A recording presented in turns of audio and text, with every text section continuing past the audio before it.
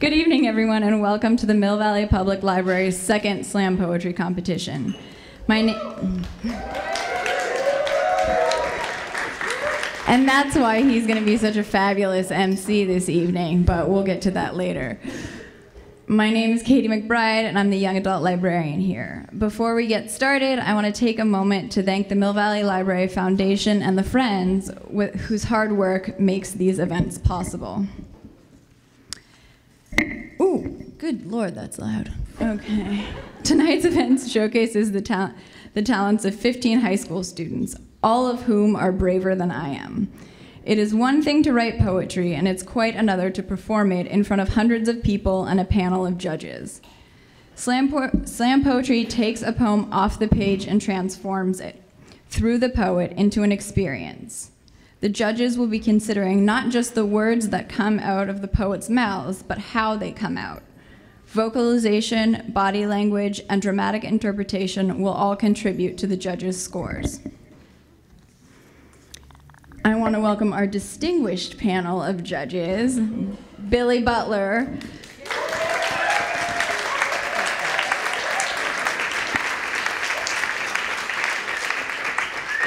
slam poet extraordinaire and a contestant in last year's competition, accomplished poet Dana Teen Lomax,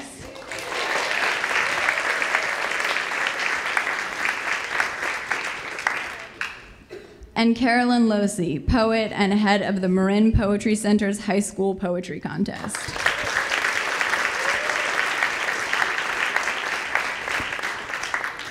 Few people in the Bay Area know more about slam poetry than our MC for the evening, Josh Healy. Josh is an award-winning, you guys know, you could, Josh Healy.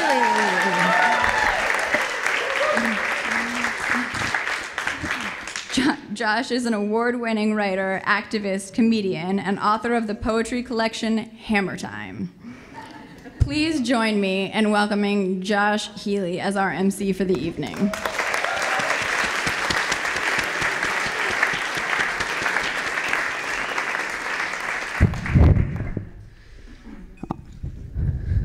What's up, Mill Valley? How's everybody doing tonight? That's terrible. It's Friday night. How's everybody doing tonight? Make some noise. Yeah! We're gonna have a party in the library. I'm dancing with no music.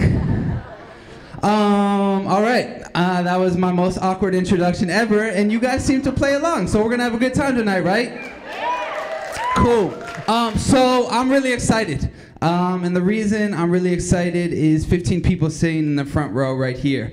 And yeah, y'all can make some noise.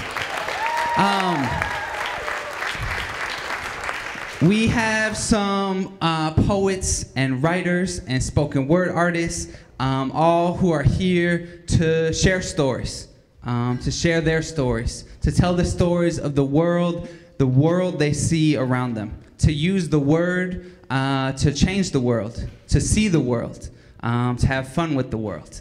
And I'm really excited because I got to meet everyone downstairs just a minute ago, and for some of them, this is their first time ever performing a poem. For some of them, they are seasoned veterans, meaning they've performed at least 3 times before. Seasoned pros. But regardless of if this is their first time or their last time, no one's last time. But their third time or fourth time, it's always exciting to hear how people write and share and speak their truth. And that's the thing about poetry, is the whole thing about the slam with the judges and everything, that is not what this is about. This ain't about the judges. This is about the poet and the audience, the call and the response, really listening and really speaking from the heart. And these poets are gonna give you everything they got. They're gonna give you their heart, their soul, their mind, their fingernails, everything they've got. If you give your fingernails, that might be a deduction from the judges, but don't worry about that. And your job as an audience is to give all of them love and just amazing just applause every time. So let's practice really quick. I'm introducing the first poet to the stage, and Marin, Mill Valley Library, y'all are gonna do what?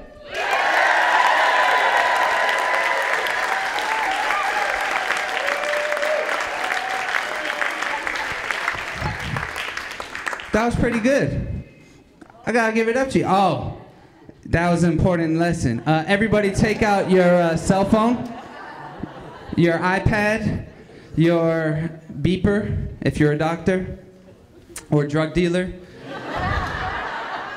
or both. No judgment.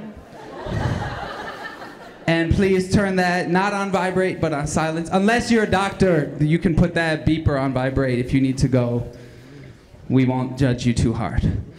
So after each poet does their thing, they've got 3 minutes to do their poem. We give them a 10-second grace period, so 3:10. After that, there are time penalties. So you guys do not want to be hit with those. So keep your poem under 3 minutes.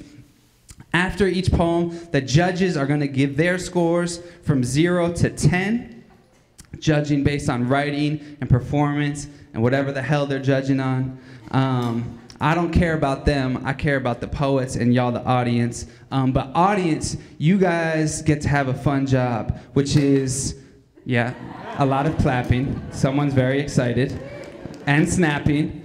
Also, yeah, if you're feeling something in the middle of a poem, if you're feeling a line, you're feeling a rhyme, you can make some noise. You know, this is not a quiet thing. This is really call and response. So if you're feeling something, you can make some noise. You can snap. Some people stomp their feet. Some people clap. Some people got to get out there, see and say hallelujah. Whatever you need to do. If you're feeling it, let them know. But afterwards, the judges are going to give their score. Audience, you let the judges know what you think of their score. We give love to all the poets. We don't always give love to the judges. So let's just practice that one time. Say I'm that same poet who just gave you my heart.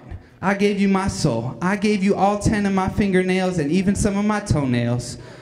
You guys really don't like that metaphor. But say you did, and I gave you everything, and one of these judges had the audacity to give a 2.6.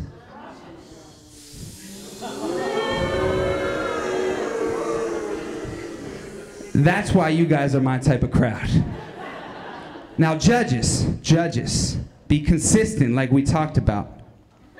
You know, do not be swayed by these audience members.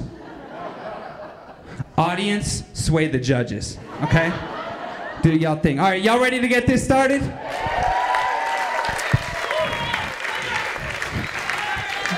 So we have 15 poets that will be in the first round.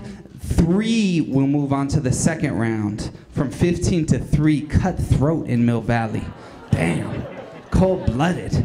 So 15 to 3, and there's a couple prizes at the end, but it's really the main prize is getting up here. So I'm going to introduce our first poet. If you want to hear a poem right now, say yeah. Yeah. If you want to hear the first poem of the slam right now, Mill Valley Library, say hell yeah. Hell yeah. Y'all are awesome. All right, make some noise for our first poet of the evening, Olivia DeRat St. James. The bullets that shot him were angry. The rounds wedged beneath his skin, which sent him to the ground in a pool of blood, were unforgiving. And the silent language of grief, which streamed down his mother's face, was amaranth. Seduced by the opportunity of instant revenge, the gunman's heart was afire for the kill. Whether tangled in anguish or twisted in rage, nothing, not even the bright eyes of a young child, could stop him. This is no longer an issue of regulation, of background checks, or the Second Amendment. It's an issue of humanity, of the war within. I dream of a nation united by birthdays, not burials. A place where Saturday nights are spent watching the glow of cake candles flicker across an untroubled face, not a memorial card. As a generation, we are tasked with the responsibility of changing what is wrong in this world, of ending gun violence. But the prayer of optimism is infectious, and while its message may not always be clear, one thing is, bullets won't stop this fight. Thank you.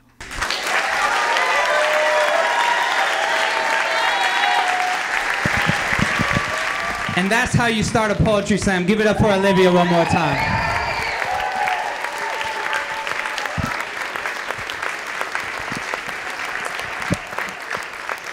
You're gonna hear poems about all sorts of things, about things personal, political, global, things close to home, things happening across the country.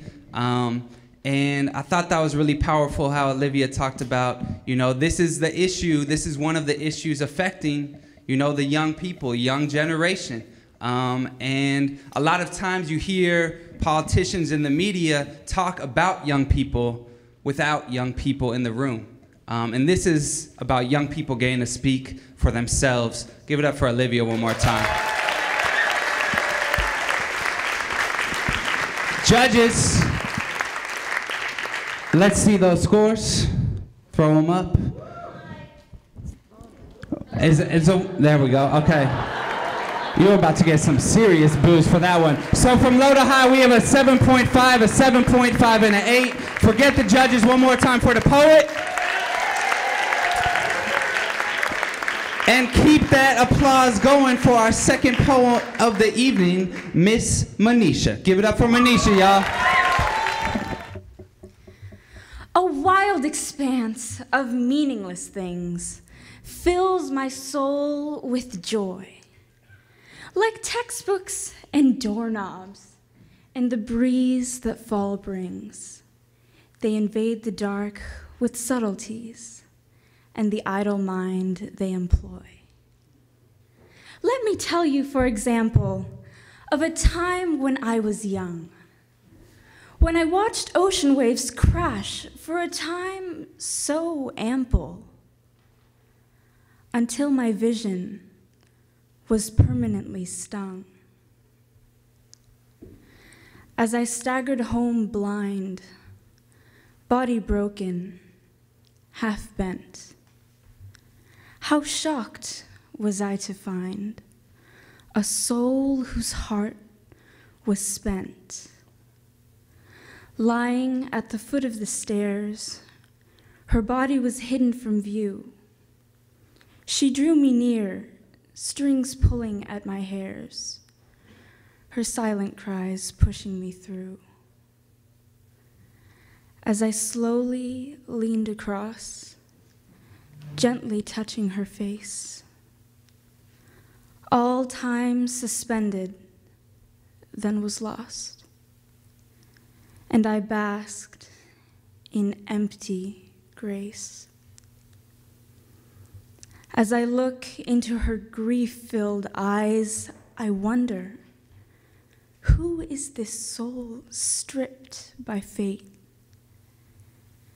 And with the angel on one shoulder, and beside him, his brother, I ask, am I simply too late? Thank you.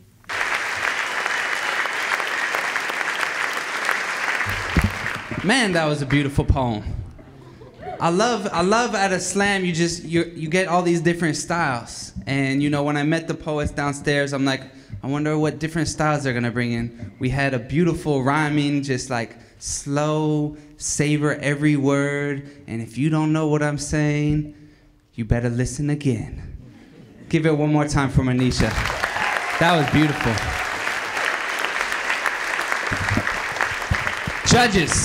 Judges, what say you? We have a low of a 7.5, an 8, and an 8. How do y'all feel about those scores? Pretty good.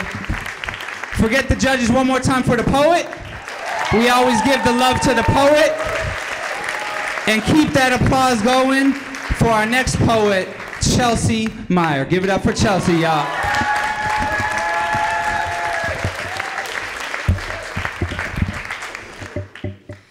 Look, I've made a lot of mistakes in my life, and it's safe to say that you are the worst.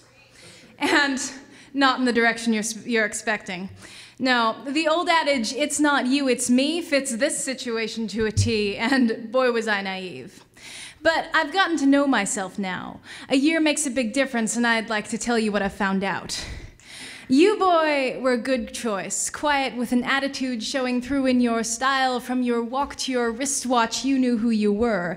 And it's a shame that you fell for this girl, only half-formed. I needed to do some learning first. But I made a mistake. I dove right in, put the pedal to the metal, eyes widening when I found out you liked me back. My heart tends to get too big for my chest cavity, and usually that scares me, but I didn't listen. No, I mistook the pounding for love when really the validation was too sweet of a trophy, shiny and gold like my ego after an evening spent talking with you.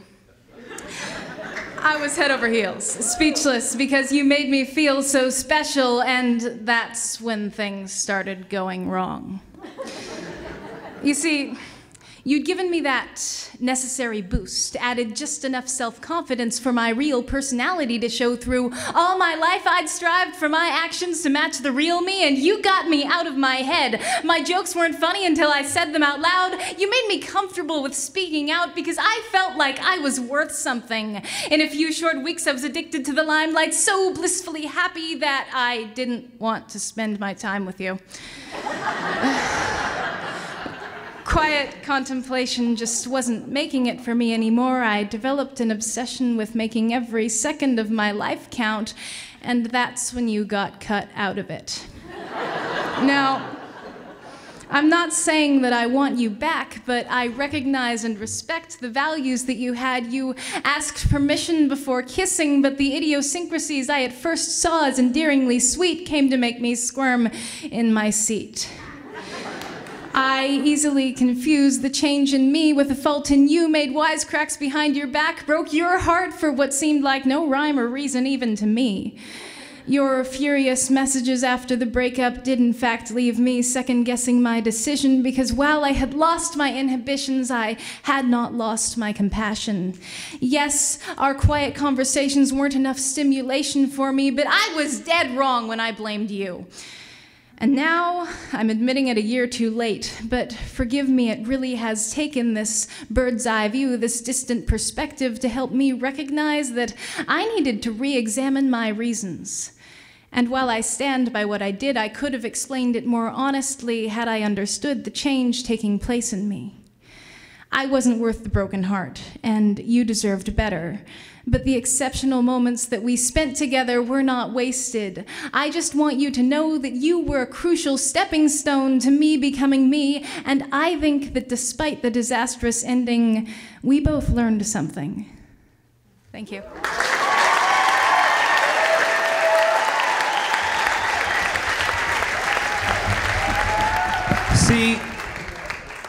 See, they say wisdom comes with age, but I'm not sure that's true. Cause every time I wrote like a poem about like my broken ass heart, I didn't like learn nothing. I didn't like, oh, and then that was a stepping stone to my wisdom and I'm a bigger and better person. I was just like, damn girl, why'd you fuck me up like that? Give it up for the poet one more time. Judges, what say you for Miss Chelsea? We have, let them know, we got an 8, an 8.5, and a 9 audience, let them know.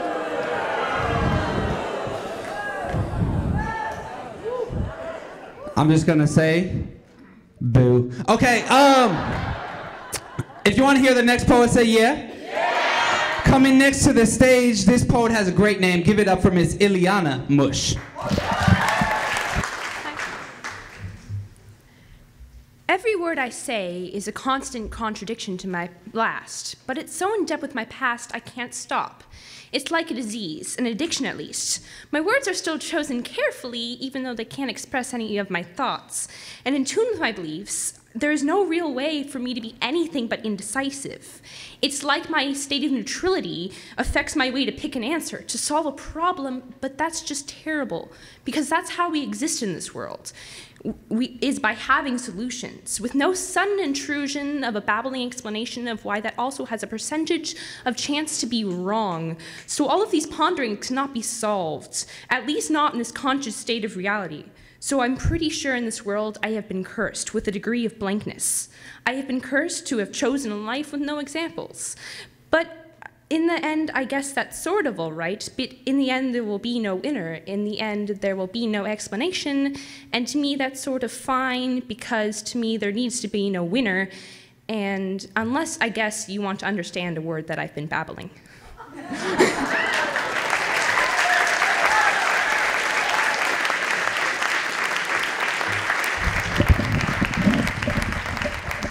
Man, sometimes my poems just be like, I'm babbling. And then I write the next one. Give it up for the poet one more time. Stream of consciousness at its best. Judges, what have you for the poet right there? We have, we got a 6.5, a 7, a 7.5 audience. Let them know what you think. I'm gonna say boo, boo. All right. Y'all ready for the next poem? Poets, how are y'all doing? We have one really great poet, everyone else is doing pretty good, and one poet that's really excited. You guys are doing good? Poets on this side, how y'all doing? All right, that's what I'm talking. You guys doing good? All right, our next poet coming up, oh, I'm looking forward to this one. Please give it up for this next poet, Avasia. Give it up for Avasia, y'all. A little bit louder, please.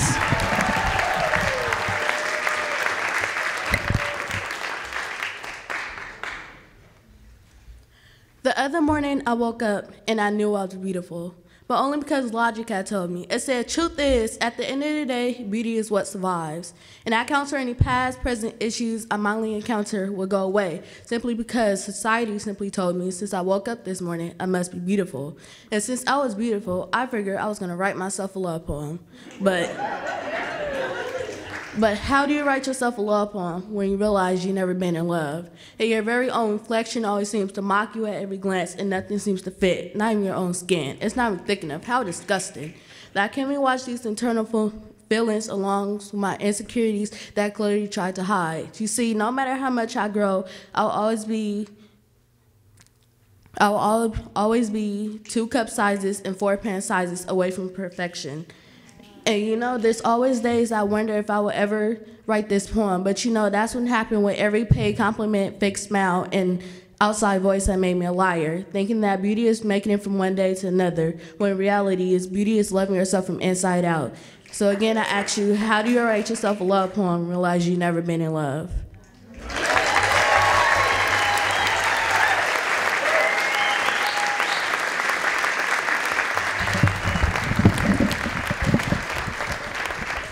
When I say I am, y'all say beautiful.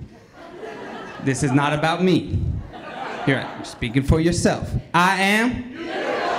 I did not hear y'all, Mill Valley. I am beautiful. I am beautiful. Judges, I did not hear y'all. I am. Y'all ugly. All right. I'm just kidding. Y'all are beautiful. Billy, you are a very handsome young man. Give it up for our poet Avasia one more time.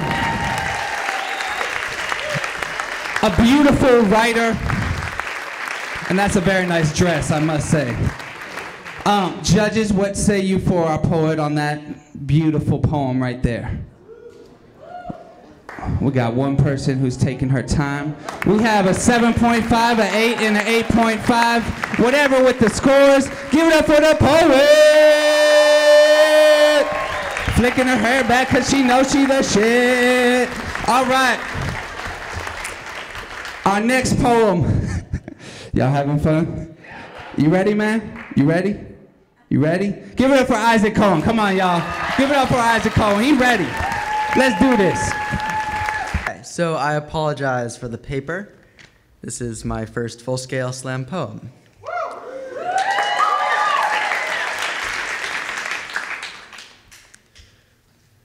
Way back in the 17th century, we thought we had found a recipe for life. We thought if you took bread and cheese, put them in a corner, they would create mice, scampering across the floor. Today we have other recipes for life. A cup full of childhood, a mix of alphabet blocks and sandcastles, 1 cup of college and ivy-covered bricks, 1/2 cups of a wife, a family with 2 little kids, and a white picket fence sprinkled on top. Science has given us new recipes for life. 3 liters of gases to mimic the early atmosphere. Hydrogen sulfide, sulfur dioxide, and carbon dioxide, poured into a glass sphere and electrified. Now we have a green ooze of primordial slime, filled with amino acids, basic building blocks of life. Here the recipe ends. All we have is the pieces, our little alphabet blocks of life, our recipe ingredients, and emptiness. The grains of sand alone are not sandcastles. Amino acids are not proteins. Proteins are not cells, but 1 trillion cells are human life. That crazy miracle of a million organisms working together, writing together, running together, and speaking as one. What is a life but a collection of fragmented moments bundled up and labeled a consciousness? All the moments of straining and working, laughing and crying, running or sleeping, the infinite, where both recipes and definitions fail us. I can get all the ingredients, but I can't cook them. Can't predict how all the little molecules, all the moments, accomplishments, and failure will mix together. Laying on my back in the sun in the warm grass after a long run. Sitting on my desk, straining into the heavy slog of chemical equilibrium, fighting and failing. Nights of bottomless apathy and days of struggling up hills. Legs desperate but suddenly strong. Sometimes I feel that I'm running on the final roar of my engine, held up by nothing but the warmth of dreams to separate me from the bone-chill cold of failure. Somewhere between each of these fragmented pieces of moment and memory, we find life.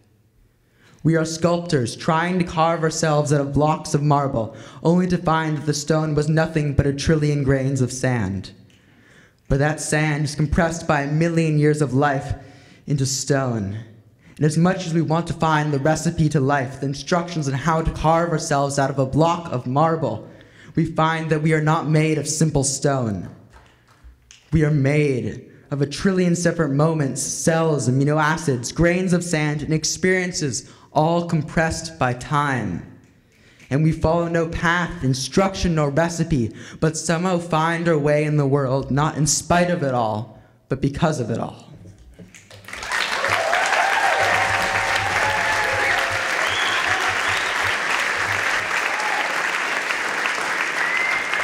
So I said we were going to have personal poems, we were going to have political poems, but I didn't tell y'all we were going to have metaphysical poems.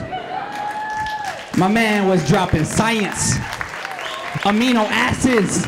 Son, give it up for my man. Give it up for our poet.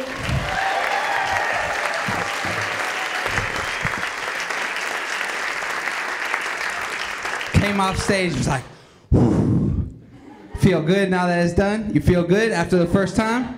You gotta do it a second time? You wanna do it again right now? We'll save it for later? Okay, all right, we cool. Judges, let's see what we gotta say for that poem right there. For the metaphysics, we got an 8, and an 8.5. Give it up for the poet one more time. That was Isaac, in case you didn't know. Now you know. Our next poet's coming to the stage. just start clapping right now. Start clapping right now. A little bit louder and a little bit louder. This is Leah Kelly. Give it up for Leah Kelly, y'all. These are just growing pains. They are the twisting and contorting numbed twinges in your side, the kind that allow you to keep going, but continue to grow blind. And your heart is forever tarnished by reflections of the soul. You lie to yourself, I'm growing, this is good, but somewhere deep down you are only growing cold. So she looks into the mirror and pleads with her heart through the pain in her eyes. There is redemption in the scars tried to heal with lies. And the endorphins in her brain asked again and again. She gave in every time she told herself in the end that maybe if I were just a little bit stronger, maybe I could have lasted just a little bit longer, grow the weeks and the days in between, but shorter come the sharp twinges. So she makes herself lean. She thinks, this is my chance, I better hold on to it now. And each bite she swallows, she has to force all the way down. It's not like that, she promises herself. I don't care if I'm thin or if I'm, well, the fact is, she doesn't. That's not the point. It's just a chance to control like the bending of a joint. And she's got arthritis now, but she's just 13 years old. So she picks up the bottle, thinks it'll somehow warm the soul. Each sip she takes burns a little less, and she looks up like, this is how I've been blessed. Those red line seals, like those of an envelope, hide everything within, like the red-lipped sins of the Pope. She's stuck in this box. She's done everything to feel a different sort of pain. Those self-inflicted, irreversible, irreplaceable actions she thought kept her sane were just like the dye of that church glass he called home, stained. But these are just growing pains, right? These are the ones that will make you more prepared to weather any fight. We'll tell that to the Pope's resignation. Sorry, she can't give up. Her life's worth more than some misinterpretation of power. Give her a little bit of that holy water. Maybe it will help her grow, help her flower into something stronger. Tell that to the hope that's gone like a suicide bomber. She used it all up, threw it away. Now it's just a victim of Dahmer. She grew tired. She tried. Now it's just her family that cries as her coffin lays under that cross. Her friends mourn their loss. And now, in the reflection of that church glass so stained, tell me again, please, tell me again how these are just growing pains.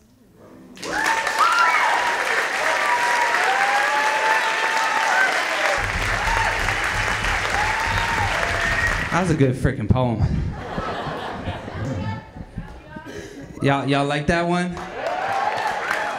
Wow. You know it's a good poem because when it was done, I was like, oh shit, I gotta go talk now. I was ready to hear, keep more, man. 17 years old, give it up one more time.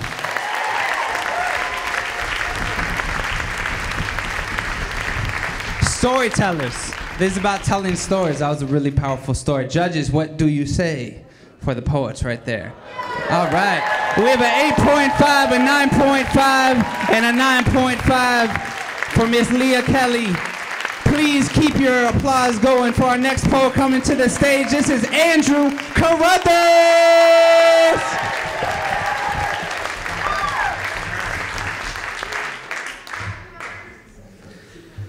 Stories of kids on fad diets, news headlines of worldwide riots, of AIG threatening to sue, of unemployment hitting a 70-year high. What can we do? Of another lonely soul ODing on Percocet. Are you listening yet? I hope so. What do you think? Is this good, bad, or just so-so because I have a needle in one hand and thread in the other, and I'm trying to sew you a blanket? Something to keep you warm during the harsh, cold winter of reality, something to cover up life's triviality. But you run outside, feel the snow against your face, you're trying to find a white-collar escape to your tie-dye problem. Remember the needle and thread? Well, they're not yet dead. No, instead, they're fierce at work on a magic carpet capable of taking you away to a place you'll want to stay. We'll fly together high over the frosty Swiss mountaintops, down alongside the rabbit that hops all the way to his rabbit hole. Come follow me, I'll take you on a journey, the rabbit muses.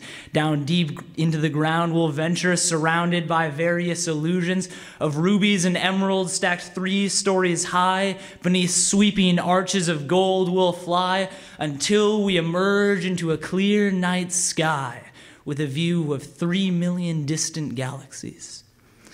A stitch in time saves 9, but a stitch in the space-time continuum can save your mind. The carpet has 999,999 stitches. The scratchy wool produces just as many itches. Itches to explore the stars in her eyes and the cosmos in her hand. Because tonight at the bar, at the restaurant, at the end of the universe, she's not a secretary, she's a visionary. Eyes bright as the sun she stares into and hopes to one day carry home from the hospital. Surrounded by planetary orbs, you'll begin to absorb for the first time the true context of your journey. Run your hands over the fabric of the carpet stitched from the threads of your mind. Realize what you've created is really quite divine, because you don't need a white line or a bottle of red wine to provide hours of endless elation. Simply fly with me and open up your imagination.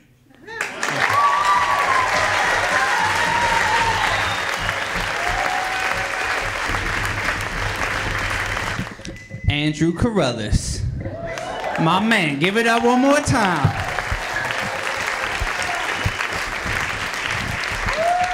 That's what this is about. Open up your imagination. Open up our imagination. And poetry has the power to do that. And it has the power to get us to look beyond these boxes. And so thank you for that. That was beautiful. Judges, what do you have to say? Are y'all gonna hate on imagination? Y'all ain't hating, y'all just aiding. We got an 8, and an 8.5 audience. Let them know what you think.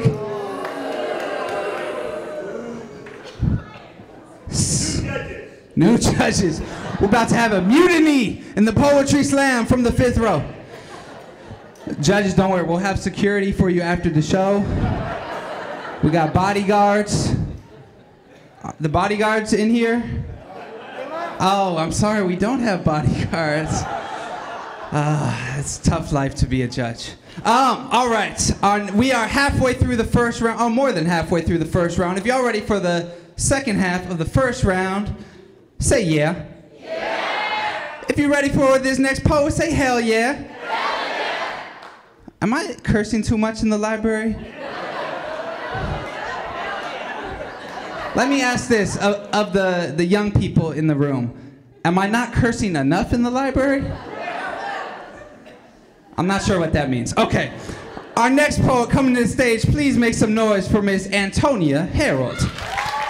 A little bit louder, please.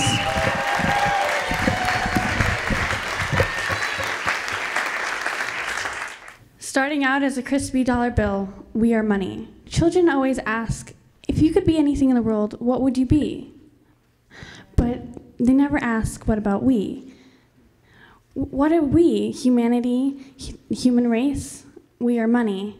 You see, starting out as a crispy dollar bill with purity, and we have the scent that all newborns have, freshly printed ink.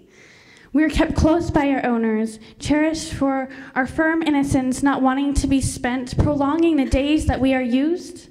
But eventually, like everyone else, we are tempted by the candy store, and we overcome, and then we are shoved into the cash register and brutally organized by 1s, 5s, 20s, 10s, and taught at a young age to conform and expected to know in a short time to be pushed into the real world and where we want to go next, where we're supposed to be, what are we supposed to support.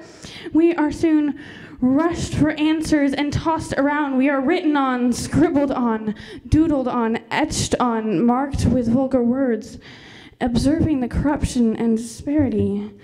We are then shoved into the pockets ravenously of the hobos begging on the street, pushed into the bra of the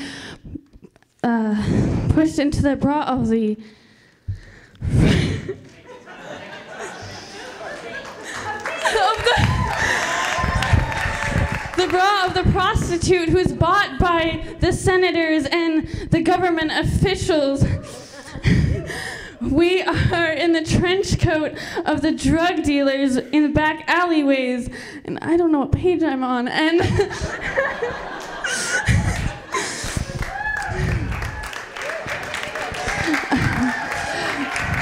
drug dealers in dark alleyway, cradled mad by the dishonorable food companies, withered and worn, ripped and torn, abused, misused, then dropped in the streets, lost and forgotten, lonely and cold and marveling in self-hate for all the wrongs that we've partaken in.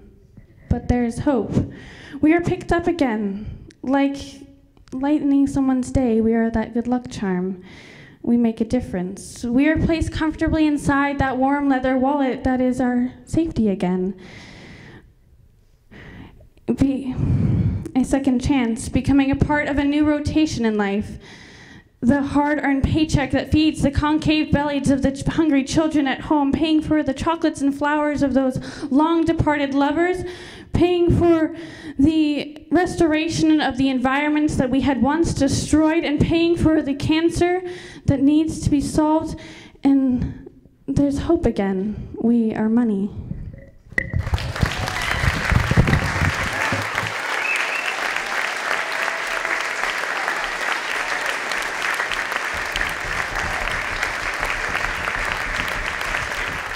So I want to give extra props to Antonia because I have been that person who's like, what page am I on?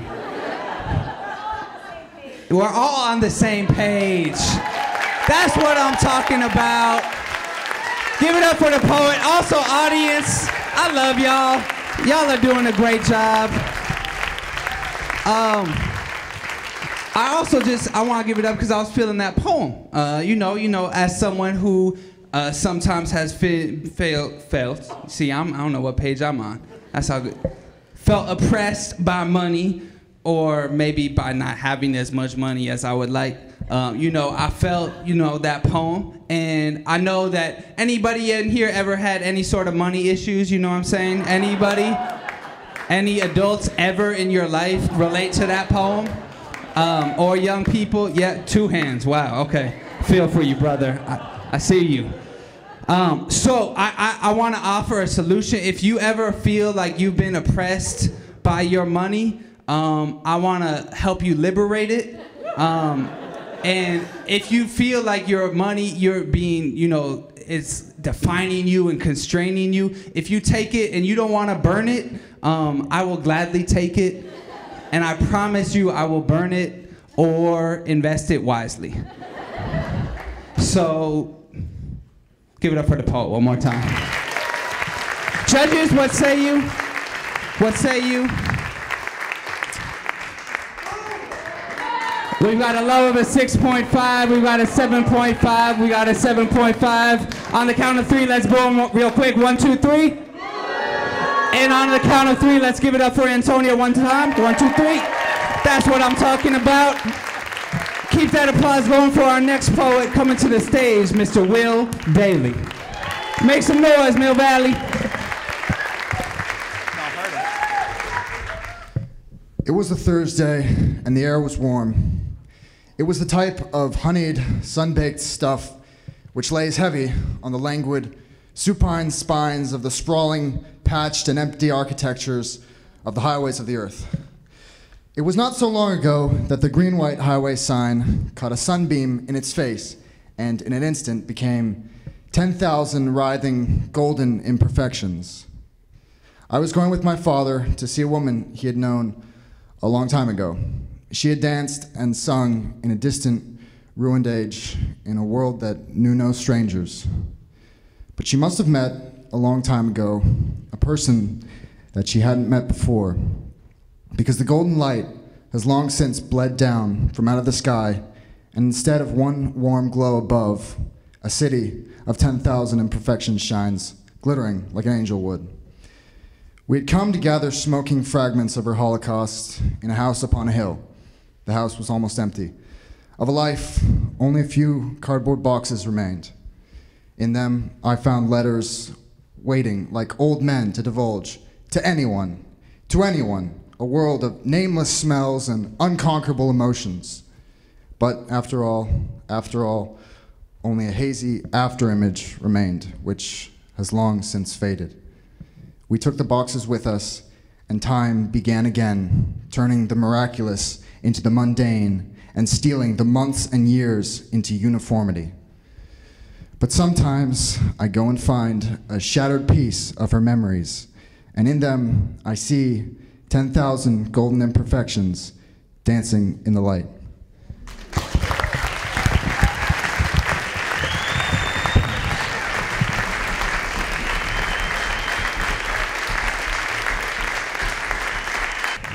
Man, we got some beautiful, amazing writers in here. Give it up for Will. Hey, Will, nice poem, man. Yeah, no, thank you. Don't thank me, thank you, man. What was the last line again? The beautiful imperfections? Golden imperfections dancing in the light. Can I steal that? Or borrow it? I'll credit you. Footnote, Will Daly, 2013 Mill Valley. Yeah, we cool? $5?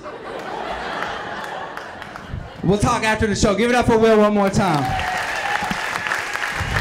Man, got some serious writers up in here. Judges, what do you have to say about this serious writer, young Mr. Daly? We got a 7.5, an 8.5, and a 9, which makes me sing, kind of. Our next poets coming to the stage, please give it up for Marley Townsend. Give it up for Marley, y'all. Marley, where you at? Come on. She got a tie. She cool. If I had eyes to see the dead, the things I'd see would never haunt me. I would not see the curling fists of bottled skin. I would not see the unborn child of a sinner or a whore, swaddled in disgrace and an old flannel t-shirt. I would only see the insides of something that malfunctioned too quickly and the whites of eyes too far blind to see what was coming for them and their mothers.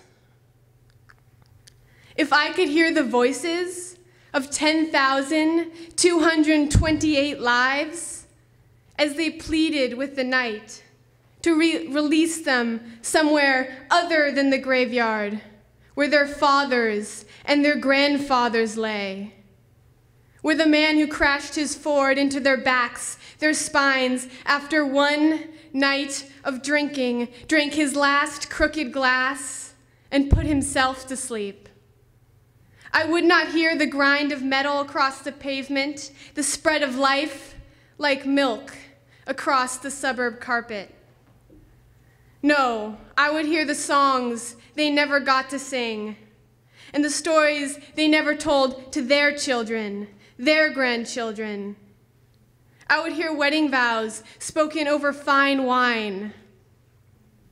I would hear the pluck of a well-tuned bass, the slide of a well-turned page, and I would hear the shouts of a stadium filled with fans who'd gladly take their own lives to be in the hero's place on stage. And if I could hold the hearts of 131 victims in my hands, they would not feel like scabbed skin, gone gray and blue and purple with gunshots and knives. They would not feel like tattoos and cigarettes and poverty, or something sweet and illegal passed down through dirty hands and generations built on the mucus of some scorned god. If I had the eyes to see the dead, that once upon a long, long time, once upon a vast, uncharted sea, once in 7 million different places, that they were just like me.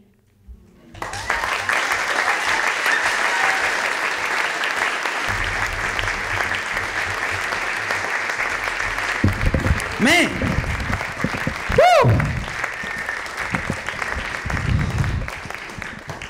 Let me ask the audience. you know, adults in the room. Y'all think y'all could read poems up here like this? A couple of y'all could, I'm sure. Some of y'all can, you know, even came up to me like, yo, can I get in the slam? No, you can't. But you should write, and we're all, I mean, they're all, a lot of us, we wrote, a lot of people I meet, they say I wrote when I was younger. You know, I used to write when I was younger. And that's great. But I used to write when I was younger. I don't know if I wrote like that. Give it up for Marley one more time. Man, that was brilliant. Thank you. Taking us all over the place. All over the place. Judges, what do you have to say for that last poem right there? We got some disparities. We got a 7, we got a 9, and we got a 9. Forget the scores. Give it up for the poet one more time. Coming to the stage right now. Keep that applause going for Ben Richardson.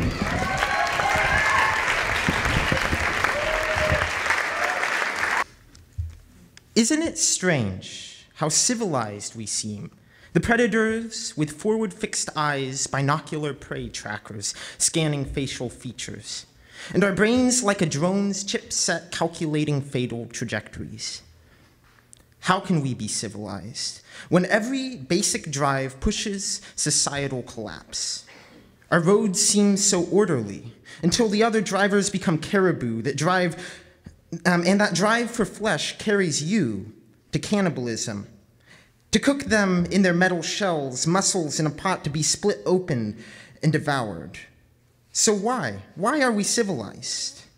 A food source besides our peers helps, but that drive still exists. To hunt or be hunted, either satisfies. My brain plays a game every day. It's prey to predator and predator to prey. As I watch people, their eyes seem to say, "Bolt now, fool, because today's not your day. I've got 50 pounds on your spindly frame." So why are we so tame? Not that I'm complaining. In a dog-eat-dog world, I'm not the type that lasts past brunch. And I'd rather not hear my bone crunched by a troglodyte with bad teeth or beneath a savage's hairy feet.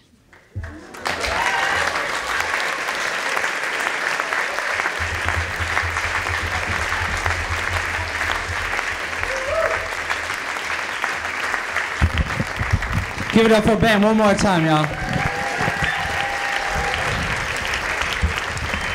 Hey, I think you would make it past brunch though, like mid-afternoon. Yeah, mid-afternoon. You know, I would make it to breakfast. You would make it at least to mid-afternoon, man. Judges, what do we have to say for that poem right there? We got 7, a 7.5, and an 8. Let them know. Give it up for the poet, Mr. Ben Richardson, one more time. And please keep your wonderful applause going. Her name is not Hannah. Her name is Hannah Yerington coming to the stage.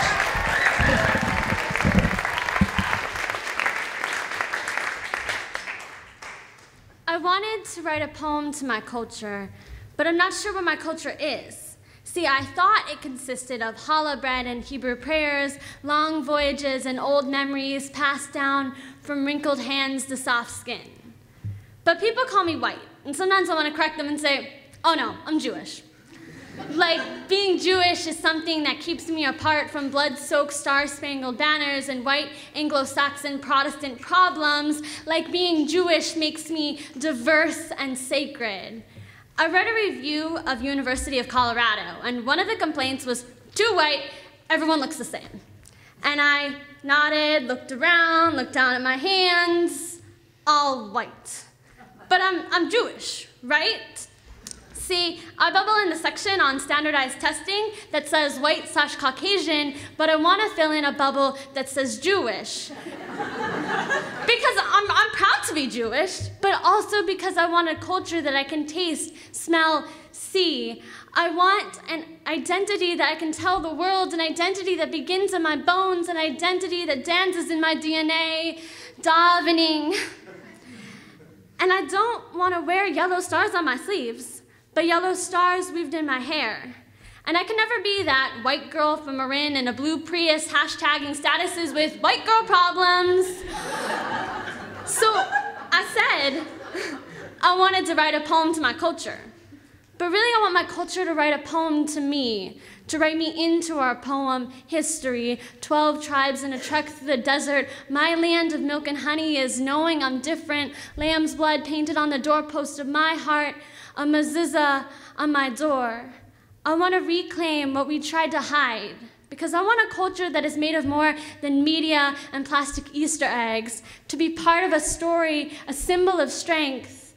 I want to carry on all my people had to leave behind in lost suitcases and black ashes, carrying nothing but tradition in the folds of their prayer shawl, to wear life around my neck, a prayer for my people, a symbol of my culture, a statement of survival, because my culture is one of survivors. Grandpa Max carried the family Bible through 3 different countries. Grandma Oma, Ellis Island, cousin Johanna cooking Passover at 92. This is my culture, Jewish. Teach me to be Jewish. Funny, we spent all those years assimilating, and now I'm begging for funny Yiddish words and sour pickles, latkes and bagels on lox, Chinese food on Christmas, and Barbra Streisand's nose. Candles and Hebrew prayers. Baruch atah Adonai Eloheinu melech haolam. Lord, give me a culture. Lord, give me a culture. Amen.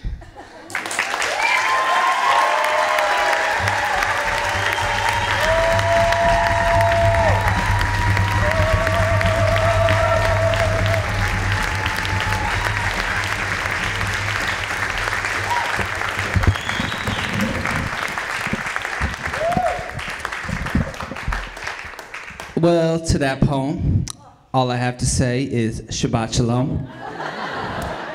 And that was beautiful. And, you know, if you want to talk with some about Jewish stuff, I have a Jewish mother back on the East Coast. She'll talk to anyone about Jewish stuff. Sometimes I don't listen very good. If you want to talk to her, oh, oy vey. All right, judges, what do you have for that poem right there?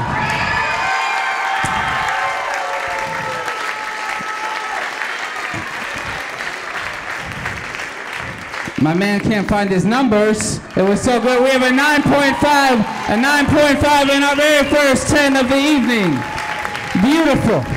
Beautiful.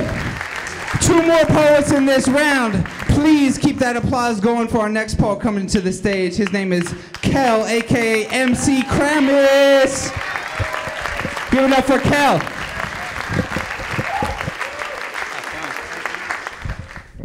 You see, my pops is worried for my life.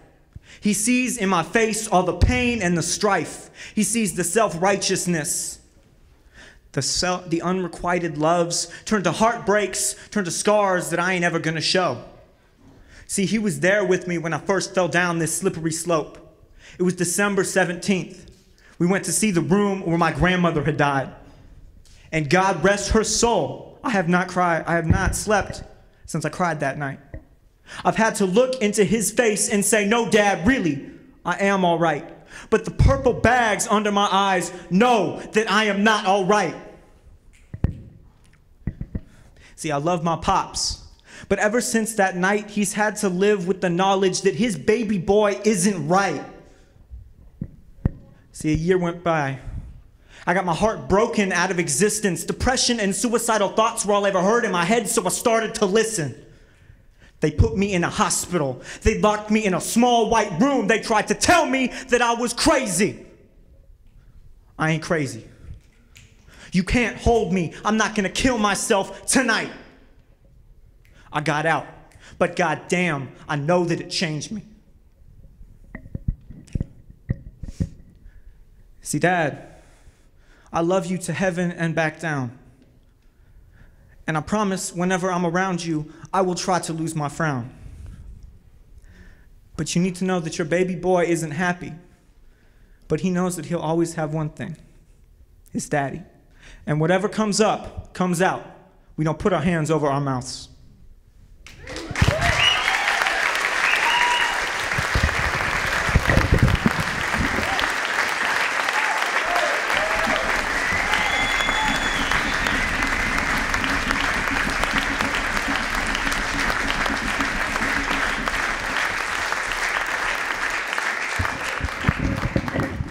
That's some powerful, powerful words right there. Give it up for Kel one more time.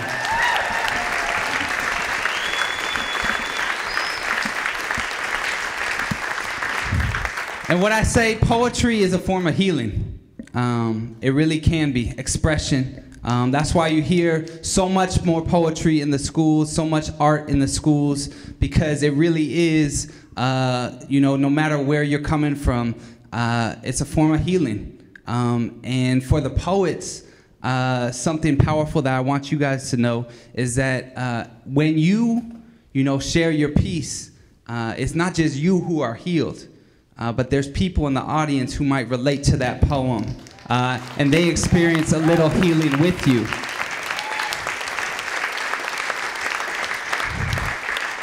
And so that's what makes this powerful. And there were a couple parts in there that I know some of us, including myself, could relate to. So thank you very much for that piece, man. Appreciate it. Judges, what say you for my man Kel? We have an 8.5, a 9, and a 9. All right. Our last poem of the first round. After this, we're going to have a 10-minute intermission and then come back for the 3 poets of the second round. But if you want to hear the last poem of the first round, say yeah. Yeah. Say yeah. Yeah. Mill Valley, y'all are awesome. Please make some noise right now for Miss McKenna Becker.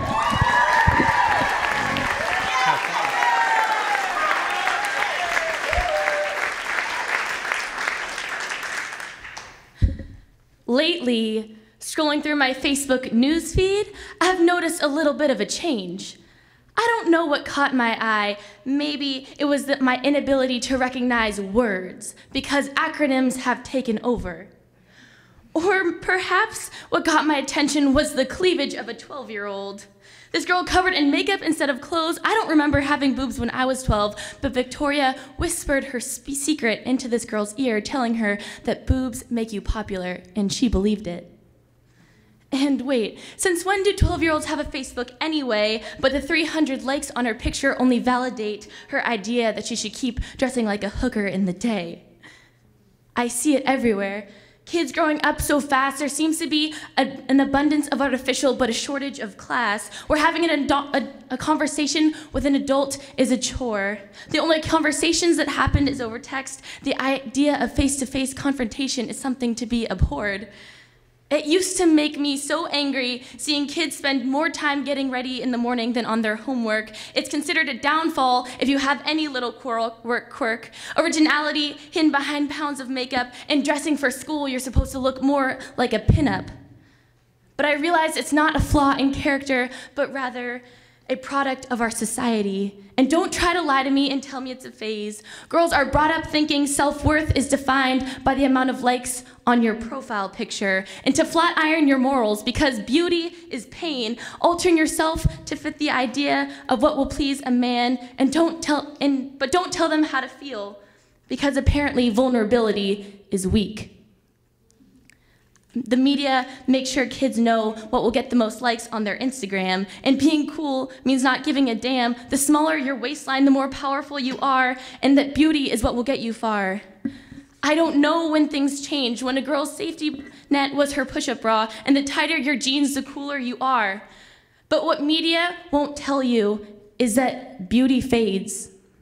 And at some point, your power needs to come from within, and that self-worth is deeper than skin.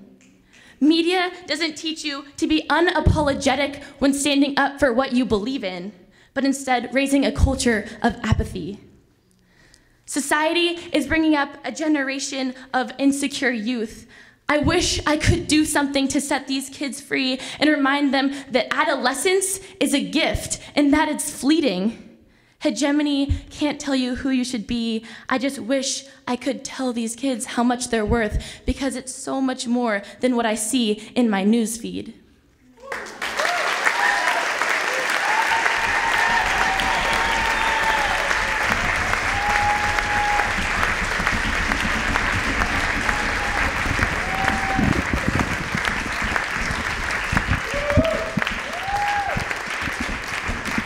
Man. All right, so McKenna, there's 2 things I gotta say about that poem. for everybody. First of all, what was the word? Hegemony? Damn. She's throwing out hegemony in that poem. Okay, maybe that's not that big for some of y'all in this room, but hegemony. All right, second of all, today is March 1st. It's the first day of International Women's Month, or Women's History Month. And that was a beautiful poem. And can we just give it up for all the strong women, all the beautiful women, all the women writers, the young women, the elder women. Mom back on the East Coast, I love you. That was beautiful. My cousin, my little cousin, who's like my little sister, her name's Hannah, not Hannah. And she's 13. And she just got her first Facebook profile. And I realized, man, the things, luckily, she's not putting no crazy photos up there, because I would come make sure that didn't happen. But the things that she is posting, I'm just like, wow, like this culture is so different than, I'm so glad that if I had Facebook when I was in high school, I would have said the most stupidest ass shit. And I just had to tell her, you gotta be really careful what you put out there.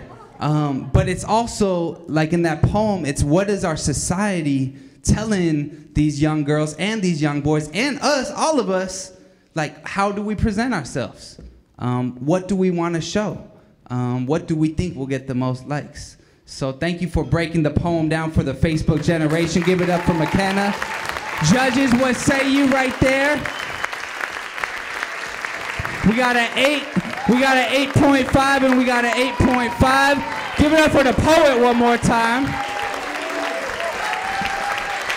Did everybody enjoy the first round? I had a great time. I am very impressed with all the amazing writers and performers that took the stage. One more time for all 15 poets.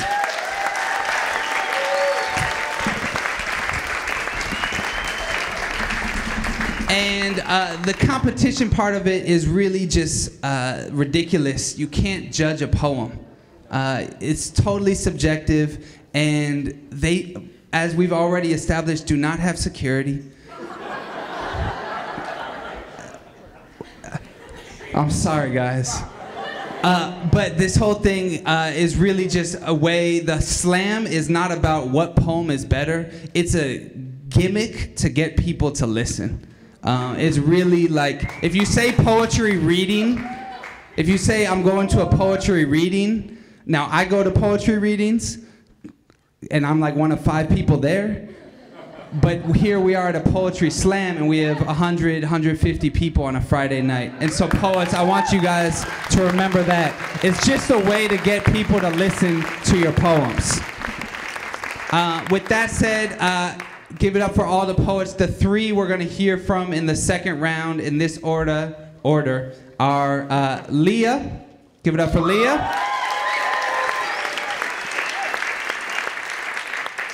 Hannah.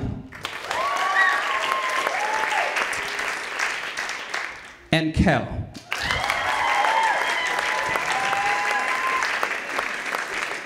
One more time for all the poets.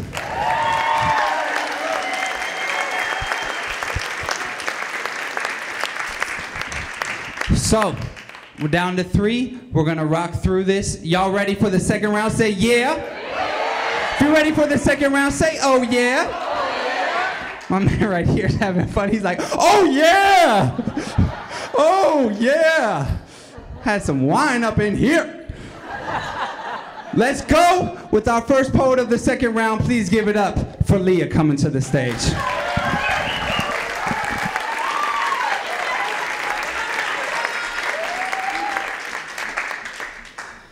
To chase a dream, to push at the seams of reality, to cross the line in your mind, to leave logic behind.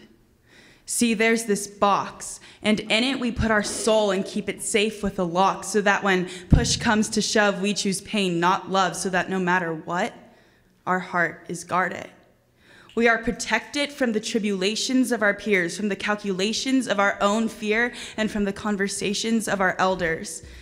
But today I realize that this world I am living in, forcing me into some state of oblivion where everything around me is continuing, and all I want is to stop tripping over my words and falling into these cracks of a girl I do not know. For once, I want you to know all of me.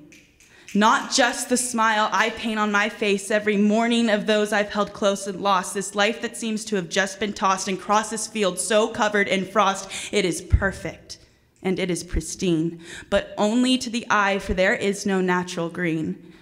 And I want to leave behind my footsteps, leave them in another's mind so that they know they are not alone in this world. I want them to know the melody of black and white keys, follow the harmony that has made me believe, follow the rivers and the moons that they sing of, and soon they will reach this valley where the sun rises high. I want them to ride on the current of music, follow the notes and the mystery of dissonance, but be able to see its constitution in the distance, hear the constitution in the lyrics in their hearts. Let music clear them. Let them dance to the rhythm, and despite falling into that deep chasm of despair, let them choose to fight with beats, whether tribal or concrete. Let them trial their own defeat. And when they mesh the two together, the harmony and the rhythm, they will paint their vision. With purely their heart's precision, it will be abstract to those who do not know, but clear to those who do not let the confusion distract them. For it is a random fusion of bliss and pain, sun and rain, and it is perfect to the Creator.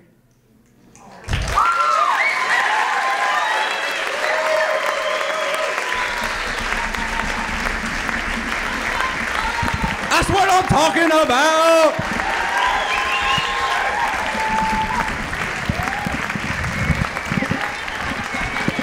We ain't messing around in the second round, y'all. Kind of hurt my hand on that high five a little bit, my bad. Sorry. Can we give it up for the poet one more time?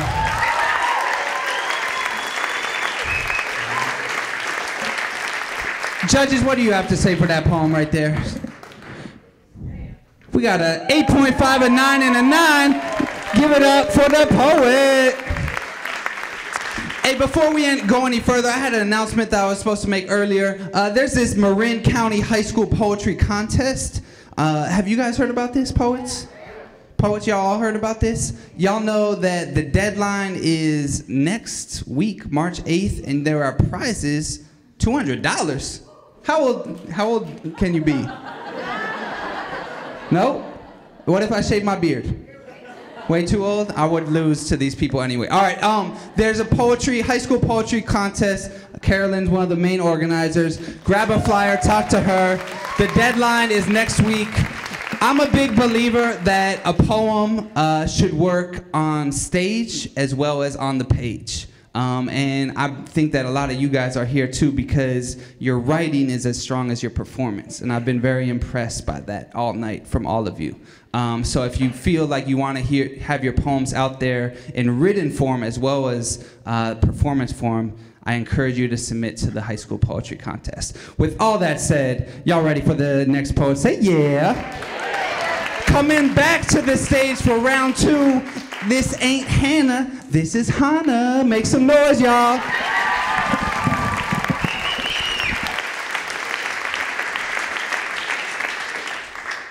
When I'm in my weakest state, when I've lost control of myself, forgotten the taste of air in my mouth, my skin turned brittle, my bones heavy like a mammoth skeleton in this 5'3" frame, that's when I'm my strongest. Because when I'm my weakest, my faith has to become my all. A lay down of all I fought and all my fear of complete fall. See, for me, belief in God, it's simply surrender. Surrender that by myself I'm not whole, that I can't do this alone, but I never had to. So when I say I believe in God, I believe in Jesus, Yeshua, and yes, I'm Jewish. I'm not selling you religious vacuum cleaners to clear out your soul or rejecting my people. I'm simply stating that I've decided that I can't fit a perfect mold, that I need help to be love, show love, live love. And isn't that where we all tried to start, aspiring for pure love and realizing our flesh just wasn't enough? So ask me why I believe in God. Go ahead. I believe in God because I believe in love. Wait, what? A definition of love that isn't based on the physical, that isn't based on the material, but a definition of love that doesn't judge, but completely embraces within the spiritual. See, I am not here for the critical. I don't care what they told you. God says that's his place. And inside my body are billions of cells that somehow work together so perfectly that I believe every move I make is a miracle. That's another thing. I believe in God because I believe in miracles. Felt my curved spine straighten, my baby cousin take another breath. I believe in God because I believe in worth.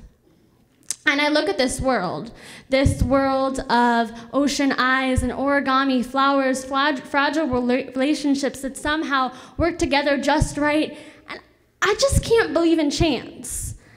But when people hear religion, they think war, violence, hate. They think criminal plays on the backs of old texts twisted to spell out criminal ways. But I am not for advocating legalistic rules and Bible-reimbursed hate. And I'm not saying that my God isn't a God who judges. And I'm not saying that there isn't sin. I'm just saying that it is not my place to be God. I'm just saying that all I know is my God called me to love, called me to care, and I'm so sorry that we haven't always got this message through all these years. I guess I've got a lot of explaining to do, but I just want you to know, it's okay. Really, it's okay. You can go ahead and ask me. Ask me. Ask me why I believe in God.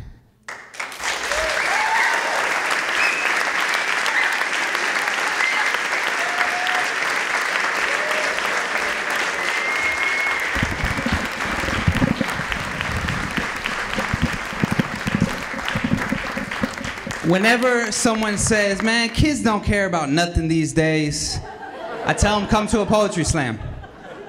I tell them to shut up and listen, to ask the questions, and actually listen to our youth, because they got a lot to say. They got a lot to say. And got a lot of wisdom. A lot of wisdom. Thank you. Judges, what do we have for Miss Hannah?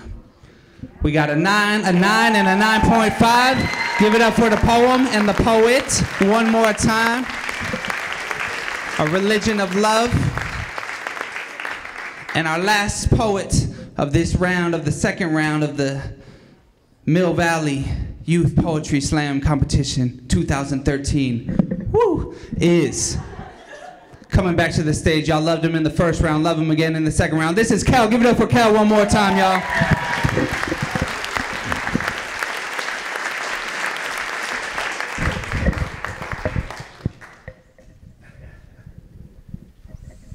Because who needs a mic stand?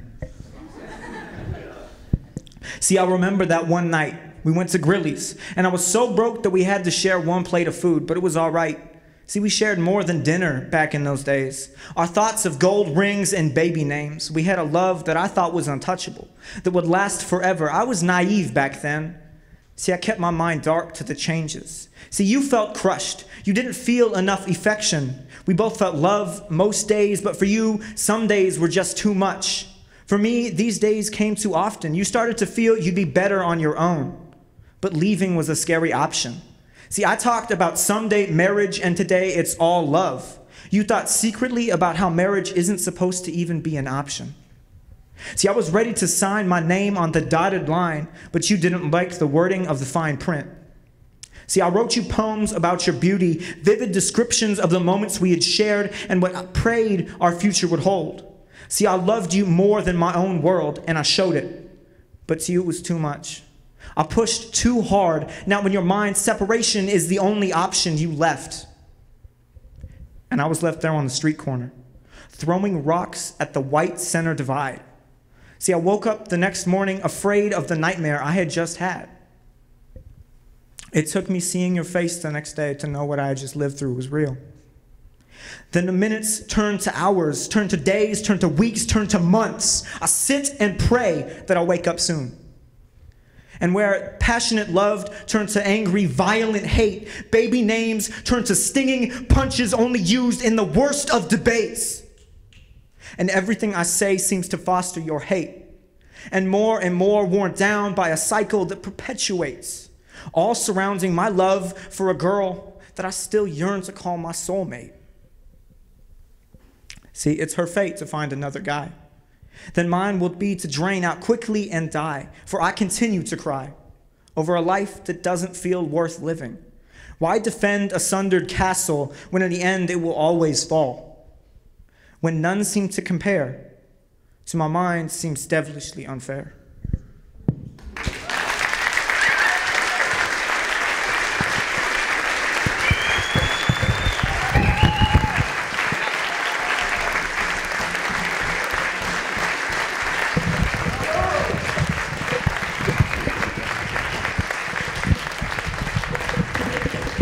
All these poets are so polite. I come up here, I'm like, thank you.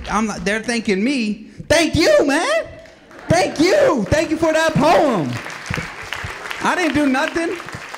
I just gave you the mic. But you're welcome for that.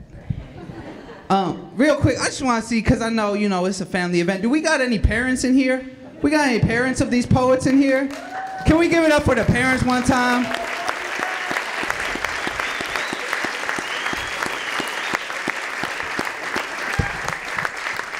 I also want to see, do we have any educators or teachers in here?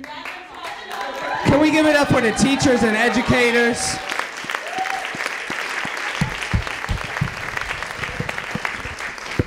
And can we also give it up for everyone here at the Mill Valley Library who put this on? A special shout out to Katie for holding it down. And to everyone who provided me with all that wine. I didn't drink it, but I will later. We gotta get some scores. I'm tripping, Kel. I was so excited. Thank you. We had so much love going. All right, judges, what we got to say for my man Kel one time? We got an 8.5, an 8.5, and an 8.5. Forget the scores, give it up for the poet.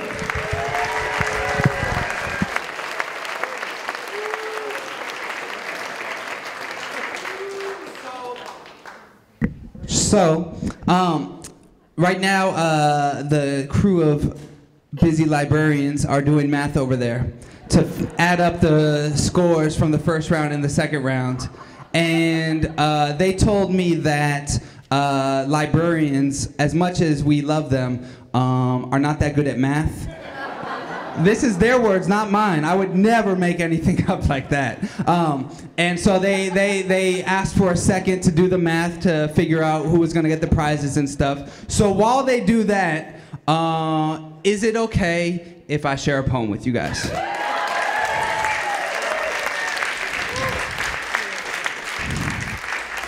Okay, I'll be right back, hold on. I have not memorized my poem. Sometimes you don't memorize the poem. Sometimes the poem exists on the page and the stage and wherever else in hegemony. All of it. And you never know where the poem exists. Sometimes you're battling. It comes out in all sorts of different ways. So this poem is, let me ask everyone in here. You ever had that experience where someone says something, you're at the dinner table, or you're in class, or you're with some friends, or you're walking down the street, and you hear someone say something that you're just like, did you really just say that? And there's like that beep that goes off in your head. They're like, really? Did you really just say that? And you want to say something because you didn't really like it, maybe offended you a little bit, but more you just weren't feeling it, and you want to say something. Anybody in here ever had that experience? Yeah. But you don't say something because it's easier just to go on with your day. You don't want to cause no trouble. You know, you don't want to get beat up by your mom, my mom, whoever. And so you go on with your day. So one of the great things about being a poet is even if you don't say something to that person right then and there, you can write a poem about it and then share it to a room full of strangers and put them on blast.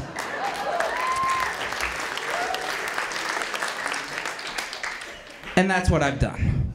And this is, you know, to me, poetry is about trying to find your truth and find our truths. And sometimes those truths are uncomfortable, and sometimes they're challenging.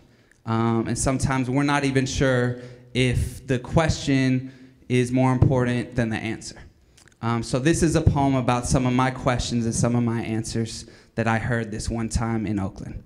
And the poem is called Grammatically Correct, for all the teachers.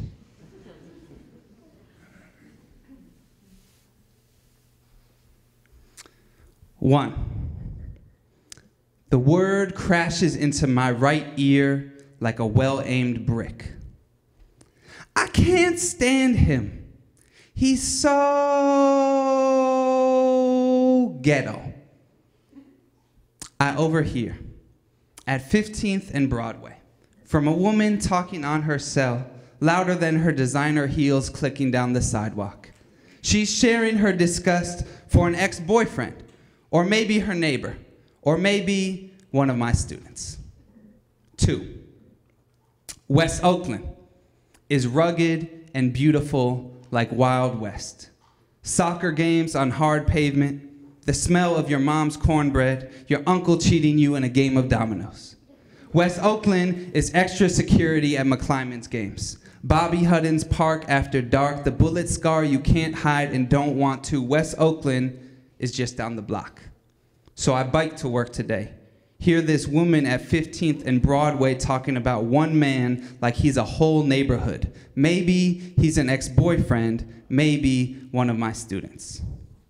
3, Venice, Italy, on the other side of the globe, is a tourist trap.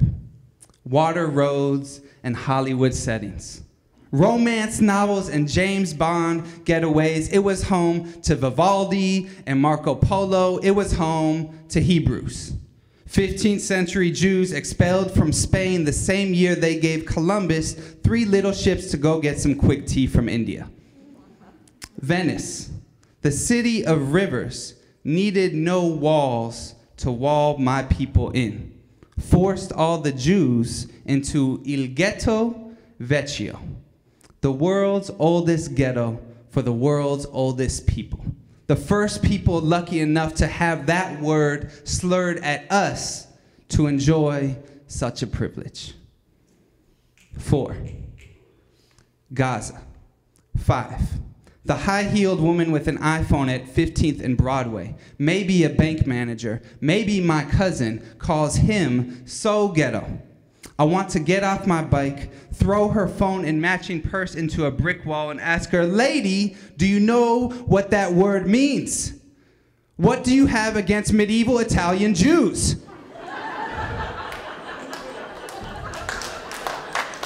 Because, listen to me, Mill Valley and lady, I've got some Roman ancestors somewhere who will fuck you up.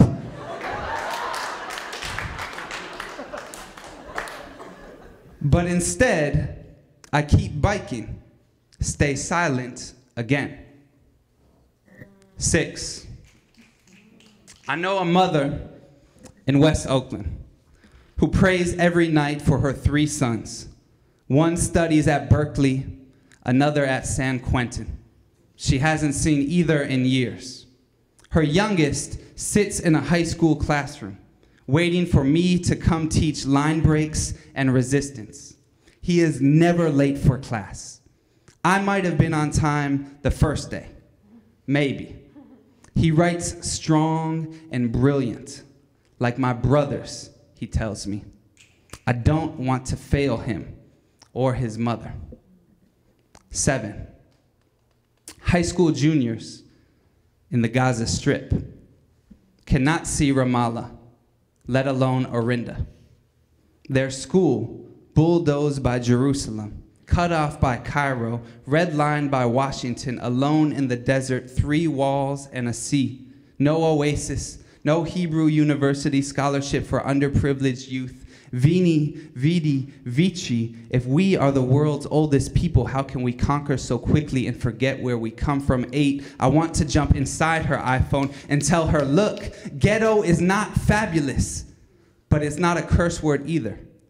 It is hard fathers and harder mothers making $1 out of a peso and 15 cents. It is 37 overcrowded poems I hold in my hands every Monday spring semester, only to let them slip through my fingers too quick over summer break. Whatever it is, ghetto is not a fucking adjective. If you must, the grammatically correct term would be ghetto-ish.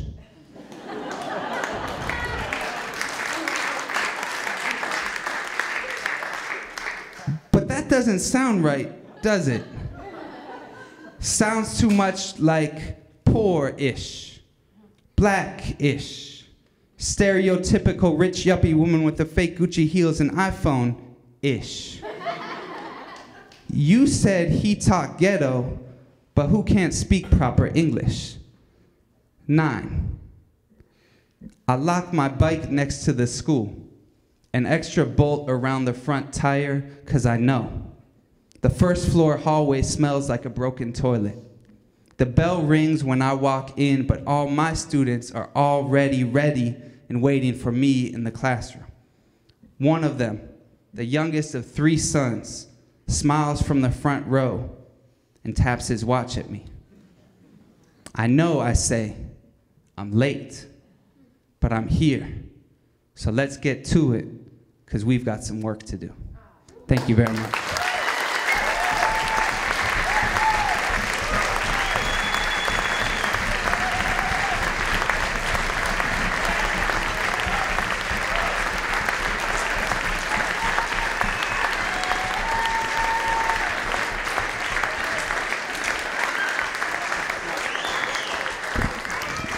Can I have, I got a 2, I got a -10, and I got a 0.5. Boo the judges. Can I have all the poets to please join me on the stage? Give it up for all the poets.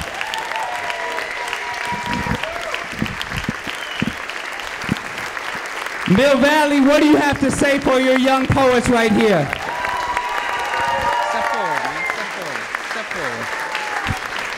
What do you have to say to your young poets right here?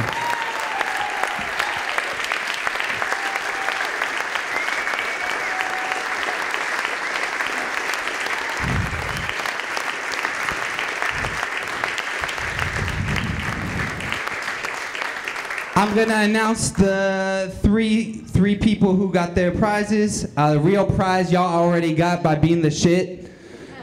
And we, as the audience, got the real prize by listening to y'all be the shit. So thank you guys so much.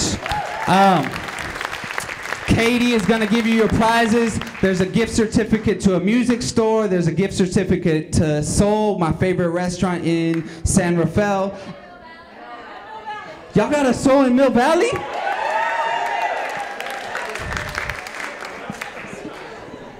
Y'all be, it's cool, man. I like it up here. And we got iPad mini or something. Man, I'm about to get in this poetry slam next year. All right, in 3rd place, we added up the scores from the 1st round and the 2nd round with a combined score from the 2 rounds of a 52. Give it up for, where is he? Give it up for Kel.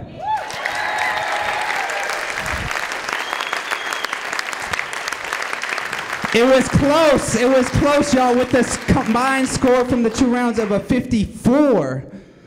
Please give it up for Leah.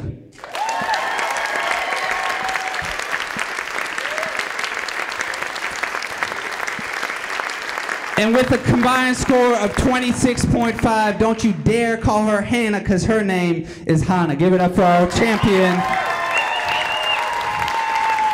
One more time for all the poets who took the stage tonight. You guys have been awesome. If you enjoyed a poem, come tell them. My name is Josh Healy. It's been a pleasure. Y'all have a great night.